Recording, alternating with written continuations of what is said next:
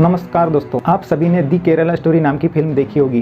काफ़ी चर्चा में भी है, लेकिन क्या आपने जाना कि इस फिल्म में दिखाई गई स्टोरी में कितनी सच्चाई है और रियल लाइफ में जिन 3 औरतों के जीवन की रियल लाइफ स्टोरी इस फिल्म में नहीं दिखाई, क्या आप जानते हैं उनकी रियल लाइफ कैसी रही होगी। दी केरला स्टोरी इस फिल्म में दिखाया गया है कि केरला में एक खुफिया खेल खेला जा रहा है। केरला की हिंदू और क्रिश्चियन लड़कियों को कैसे इस्लाम में कन्वर्ट करके और उन्हें इसिस में भेजा जा रहा है। बात करें तो लव जिहाद और ज़बरदस्ती केरला में इस्लाम में कन्वर्ट करने की बात इस फिल्म में दिखाई गई है। इस फिल्म और फिल्म के डायरेक्टर सुदीप्तो सेन के अनुसार अब तक 32,000 हिंदू और क्रिश्चियन लड़कियों ने ज़बरदस्ती इसिस में भेजकर सीरिया और यमन के रेगिस्तान में दफन किया है, ऐसा बताया। क्या आप इसे सच मानते हैं? जब मैंने इस स्टोरी के बारे में सर्च किया और अधिक जानने की कोशिश की तो सच्चाई कुछ और निकली। इस वीडियो को एंड तक पूरा देखें। क्या है ना कि हम लोग सिर्फ हेडिंग देखकर ही अनुमान लगा लेते हैं कि यही सही होगा, लेकिन इसके बारे में कभी भी सर्च नहीं करते। आइए जानते हैं इसके पीछे की कहानी। इसिस के बारे में इंटरनेशनल रिपोर्ट और इंडिया से गई उन 3 महिलाओं की सच्चाई जिन्हें इस फिल्म में नहीं दिखाया है। आज से 100 साल पहले जर्मन के एडोल्फ हिटलर ने अपने माइन काम्फ में लिखा है एक प्रोपेगेंडा टेक्निक के बारे में। लोगों को बहलाने के लिए इतना बड़ा झूठ बोलो कि लोगों को लगे कि यार इतना बड़ा झूठ कोई कैसे बोल सकता है। इस टेक्निक का नाम है बिग लाई। हर कोई यह बात कर रहा है तो कोई तो सच्चाई होगी इसमें। हिटलर के मिनिस्टर जोसेफ गोबेल्स ने दूसरी टेक्निक बताया था कि झूठ को बार बार दोहराते रहो। इसे कहते हैं कीप रिपीटिंग द लाई। ऐसा करने से और भी लोग कन्विंस हो जाते हैं और सच मानने लगते हैं। फिर तीसरी टेक्निक के बारे में बताया, उसे कहते हैं हाफ ट्रूथ। बीच बीच में अपनी बातों में सिर्फ आधा सच बोलते जाना। इन तीनों टेक्निक का इस्तेमाल दी केरला स्टोरी फिल्म में किया गया है। जब इस फिल्म के डायरेक्टर से पूछा गया कि यह फिल्म आपने किस घटनाओं से इंस्पायर होकर बनाई, तब उन्होंने 2 गूगल के सबूत दिए। पहला, केरला के फार्मर चीफ मिनिस्टर ओमन चांडी ने 2010 में केरला की असेंबली में एक स्टेटमेंट दिया था। उसमें उन्होंने कहा था, इसे आप गूगल सर्च करेंगे तो आपको इंडिया टुडे की रिपोर्ट दिखाई देंगी। उसमें ओवर 2,500 औरतें कन्वर्टेड टू इस्लाम इन केरला।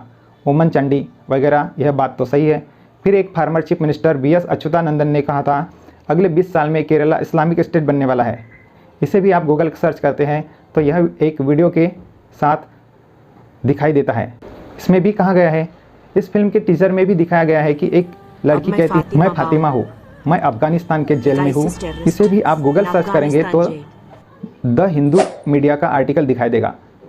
इसमें भी दिखेगा कि फातिमा अफगानिस्तान की जेल, इस्लामिक स्टेट, यहाँ भी तो सही बताया है। अब जानते हैं दोनों आर्टिकल की सच्चाई। साल 2012 सितंबर का यह आर्टिकल, इसमें केरला के फार्मर चीफ मिनिस्टर ने स्टेट लेजिस्लेचर को इन्फॉर्म किया था कि साल 2006 से 2012 के बीच 6 साल में 2,667 यंग औरतों ने इस्लाम में कन्वर्ट किया। क्या इसमें आपको ज़बरदस्ती इस्लाम में कन्वर्ट किया शब्द दिखाई दिया? नहीं। ओमन चांडी ने कहा कि फोर्स का मतलब ज़बरदस्ती करवाने का कोई भी एविडेंस नहीं मिला। ना ही हम राज्य में फोर्स कन्वर्शन होने देंगे, ना ही हम मुसलमानों के खिलाफ लव जिहाद के नाम पर हेट कैंपेन टॉलरेट करेंगे। इससे आप समझ गए होंगे कि कोई औरत इस्लाम में कन्वर्ट होकर इसिस को ज्वाइन कर रही है। बिल्कुल नहीं। चलो दूसरी साइड देखते हैं। Farmer chief minister BS Achuthanandan, ये केरला के 2006 से 2011 के बीच में फार्मर चीफ मिनिस्टर रहे हैं। इनका ही पुराना वाला इंटरव्यू वाला ही वीडियो दी केरला फिल्म में भी अपलोड किया है। इनके वीडियो के सबटाइटल के साथ छेड़छाड़ किया। जो शब्द फिल्म के वीडियो में बोले जा रहे हैं, जो शब्द एडिट करके अपलोड किए हैं, वह इनके नहीं हैं। जो रियल वीडियो है उसमें BS अच्युतानंदन PFI को क्रिटिसाइज कर रहे थे। वो कह रहे थे कि अन्य धर्म के तनाव को इन्फ्लुएंस करने की कोशिश कर रहे हैं, ज़बरदस्ती पैसे देकर उनकी मुसलमान औरतों से शादी कराकर। यहाँ पर भी कोई इसिस टेररिस्ट का जिक्र नहीं है। यह स्टेटमेंट को दिए हुए 13 साल हुए हैं। आज भी केरला सेफ स्टेट है जितना 13 साल पहले था। अब है जून 2021 का आर्टिकल। अब आ गए असली 4 महिलाओं की ज़िंदगी में। जो 4 औरतें 2016 से 2018 के बीच में अपने हस्बैंड के साथ अफगानिस्तान गई थी इस्लामिक स्टेट खोरासान प्रोविंस को ज्वाइन करने। इनके हस्बैंड अलग अलग हमले में मारे गए। इनके नाम को गौर से समझिएगा। Nimisha alias Fatima Isa, Sonia Sebastian alias Ayesha Rafeela and Marian Jacob alias Mariam. अगर हम NIA की रिपोर्ट गूगल करेंगे तो 20 most wanted Indian in Islamic State, in 4 के नाम यहाँ पर भी दिखाई देते हैं। इनके अलावा 2 औरतें और भी हैं, अजमला और शमसिया कुरिया। इन दोनों के हस्बैंड कजिन्स थे। इन 6 औरतों के हस्बैंड आप इन फोटोज़ में देख सकते हैं। इन 6 में से 3 ऑलरेडी मुस्लिम थी, 2 ने क्रिश्चियनिटी से इस्लाम में और 1 ने हिंदुज़म से इस्लाम में कन्वर्ट किया। सिर्फ एक ही हिंदू औरत थी जिसका नाम था निमिषा नायर। क्या एक ही हिंदू औरत को मुसलमान ने लव जिहाद के नाम पर फंसा दिया? इसका जवाब जानने के लिए देखते हैं इनके हस्बैंड के बारे में कि ये कौन थे। ईजा, यह ऐसा बंदा है जिसने क्रिश्चियनिटी से इस्लाम में कन्वर्ट किया। इसका पुराना नाम था बेक्सन विंसेंट। इनके भाई बेस्टिन विंसेंट ने भी इस्लाम में कन्वर्ट किया। ये इन 4 औरतों में से एक का हस्बैंड था। तो दोनों भाई और दोनों बीवियाँ सारे कन्वर्ट्स और सारे ब्रेन वॉश। अब आप द प्रिंट की खबर में देख सकते हैं कि इंडियन सरकार ने हाल ही में इन्हें इंडिया वापस आने से रोक लगाई थी। इनमें से 3 बीवियों के 2020 के इंटरव्यूज़ के वीडियो निमिषा, सोनिया सेबेस्टियन एंड रफीला के आप यूट्यूब पर ऑनलाइन सर्च करके देख सकते हैं। यह video start news global channel पर है। साल 2020 में इन्होंने एक इंटरव्यू में क्या कहा था और यह देखने में कैसी थी, इनका बिहेवियर कैसा था। इन वीडियोज़ को देखकर कोई भी कह सकता है यह औरतें कितनी ब्रेन वॉश और कितनी रेडिकलाइज हैं। लेकिन द केरला स्टोरी में जो मेन कैरेक्टर हैं वह कॉन्स्टेंटली इनकी सिंपैथी करने की कोशिश करती नज़र आती है। लेकिन इस फिल्म में जो बेचारापन और इनोसेंस करके दिखाया गया है, यह इनोसेंस इन औरतों की असल ज़िंदगी के वीडियोस में शायद ही झलकता होगा। अब आपसे मेरा यह सवाल है कि क्या आपको इन 6 औरतों के लिए कुछ सिंपैथी होगी या आप इन्हें ब्रेनवॉश्ड या बेवकूफ़ कहेंगे? यह औरतें अफ़गानिस्तान की ही जेल में पड़ी रहे, ऐसा आप चाहेंगे, या फिर इन्हें इंडियन गवर्नमेंट ने वापस भारत लाकर इंडियन जेल में रखना चाहिए? मुझे आपके कमेंट्स का इंतज़ार रहेगा। स्टार्ट न्यूज़ ग्लोबल रिपोर्ट में देखने को मिलता है कि NIA ने 2016 में जिन 20 लोगों को अपनी चार्जशीट में मेंशन किया था वे सभी एक दूसरे से काफ़ी कनेक्टेड थे। इनमें से 17 लोग कासरगढ़ डिस्ट्रिक्ट केरला के थे।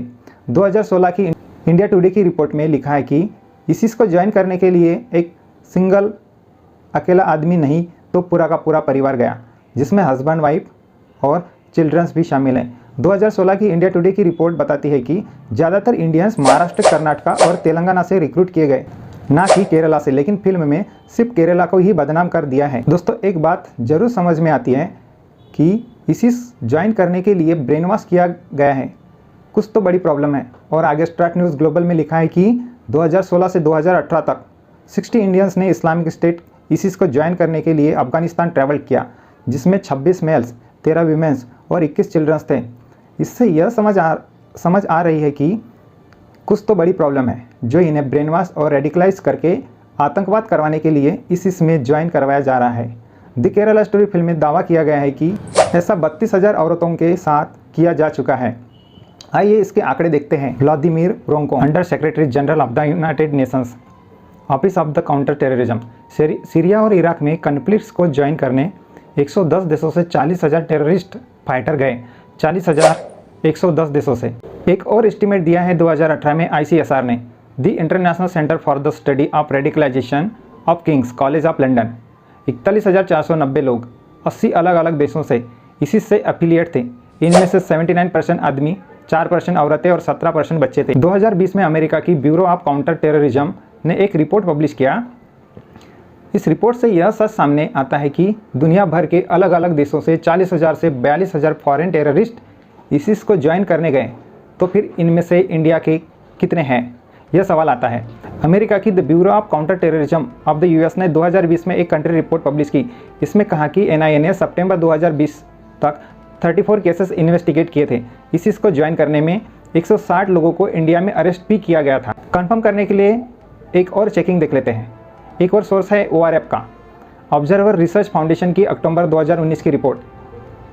इसमें कहा है कि 2014 से 2018 के बीच में अराउंड 180 से 200 180 to 200 प्रो केसेस दर्ज किए गए, जिन लोगों ने ISIS को लेकर इंडिया में इंटरनेट पर सिर्फ प्रोपेगेंडा फैलाया था, ना कि इंडिया को छोड़कर ISIS को ज्वाइन किया था। अब तीसरा सोर्स देख लेते हैं। ईयर 2019 इंडिया होम मिनिस्ट्री ने कहा था कि यह नंबर 155 है। ये ओवरऑल इंडिया के केसेस हैं। तो फिर केरला के कितने हैं? This southern state of Kerala government ने उन 180 से 200 में से प्रो केसेस 40 बताए। 40 केसेस केरला में, 200 केसेस इंडिया में। लेकिन यह केसेस यह नहीं बताते कि एक्चुअल में कितने लोगों ने इंडिया को छोड़कर ISIS ज्वाइन किया था, क्योंकि इनमें से कुछ इंटरनेट पर प्रोपेगेंडा भी फैलाने वाले थे। US department of state report ने 2020 में बताया था कि नवंबर 2020 में 66 लोग नॉन इंडियन फाइटर्स थे जो इसी से एफिलिएट थे। बिल्कुल सही सुना आपने, सिर्फ 66। साल 2018 के स्टार्ट न्यूज़ ग्लोबल ने भी 60 क्लोज फिगर दिया था, जो दोनों नज़दीक ही हैं। तो फिर 60 के फिगर में से कितने औरतें हैं? क्योंकि दी केरला स्टोरी सिर्फ लव जिहाद औरतों पर ही बनाई गई है। 60 इंडियन में से 13 वीमेंस, 21 चिल्ड्रंस। कितनी केरला से हैं? सिर्फ 6 औरतें हैं केरला से। इन 6 में से कितनी औरतों ने बाकी अलग अपने धर्म से इस्लाम में कन्वर्ट किया? सिर्फ 3 औरतों ने, जिनमें से 2 क्रिश्चियन और 1 हिंदू थी। लेकिन दी केरला स्टोरी में 32,000 औरतों को बताया जा रहा है, जो कि सिर्फ 3 औरतों की असल ज़िंदगी में ये सब हुआ है। और वह भी नहीं दिखाया गया जो इनकी असल ज़िंदगी में हुआ है, जिसे गलत तरीके से केरला को बदनाम करने के लिए फिल्माया गया है। और दावा किया गया है कि 32,000 औरतों ने इसिस को, मतलब इस्लामिक टेररिस्ट में ज़बरदस्ती भेजा गया है। यही है झूठ सबसे बड़ा। अब आप सोच रहे होंगे यार 3 हो या 32,000 हो, कहानी तो वही है, इसमें प्रॉब्लम क्या है? दोस्तों प्रॉब्लम कई सारी हैं। अगर 32,000 की जगह 3 औरतों का इस्तेमाल किया जाता है तो फिर फिल्म का कंसेप्ट ही फेल हो जाता है। जैसा इस फिल्म में बताया है कि केरला में खुफिया लव जिहाद की कंस्पिरेंसी चल रही है। फोर्स करके हिंदू और क्रिश्चियन लड़कियों को इस्लाम में कन्वर्ट करके अफगानिस्तान इसिस में भेजा जा रहा है। लेकिन यह असली कंस्पिरेंसी नहीं है, यही असली है बताकर प्रोपेगेंडा करना गलत है। इस पिक्चर से हमारे ही देश का केरला स्टेट है राज्य की ही बदनामी हो रही है, और इस प्रोपेगेंडा फिल्म से यहाँ के मुस्लिम समाज को बदनाम किया जा रहा है। लेकिन यही अगर अलग कहानी करके कहे तो आप कहेंगे यार ये झूठ है, क्या बकवास कर रहे हैं।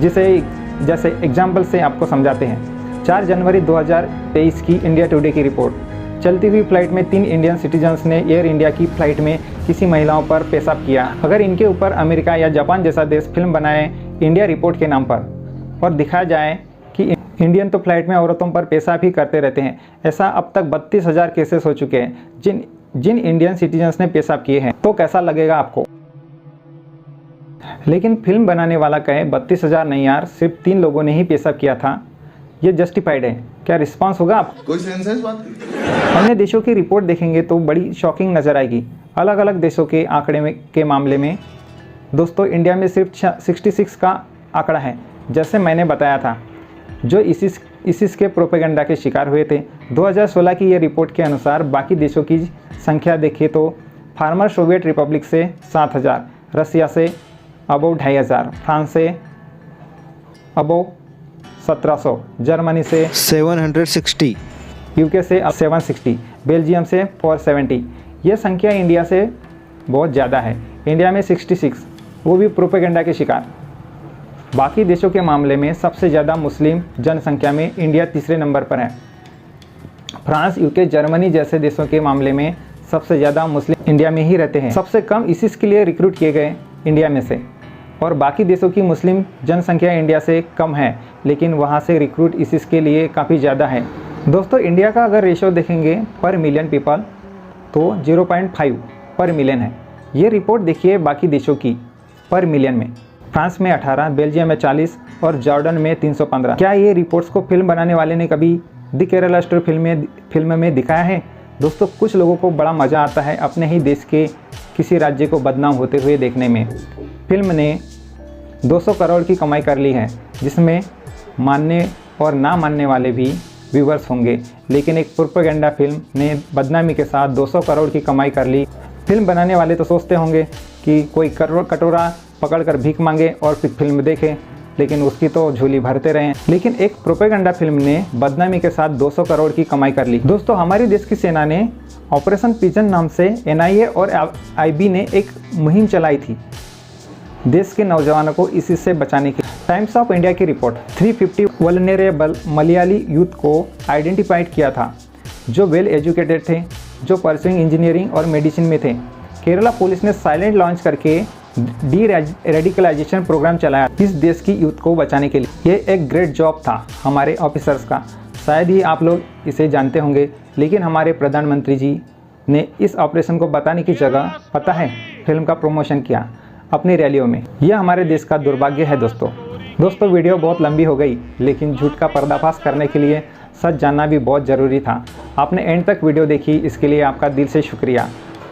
आपको यह वीडियो कैसी लगी कमेंट्स ज़रूर करके और वीडियो को लाइक ज़रूर करके मुझे सपोर्ट करने की कृपा करें। अगर दोस्तों इस फिल्म की जगह साउथ में सबसे घटिया ब्रेस्ट टैक्स के जुर्म से पीड़ित महिला ने ब्रेस्ट काटकर टैक्स के रूप में दिए थे, इस फिल्म को दिखाया जाता तो कितना अच्छा होता। मिलेंगे इसी नई वीडियो के साथ, अपना ख्याल रखिए, तब तक के लिए बाय।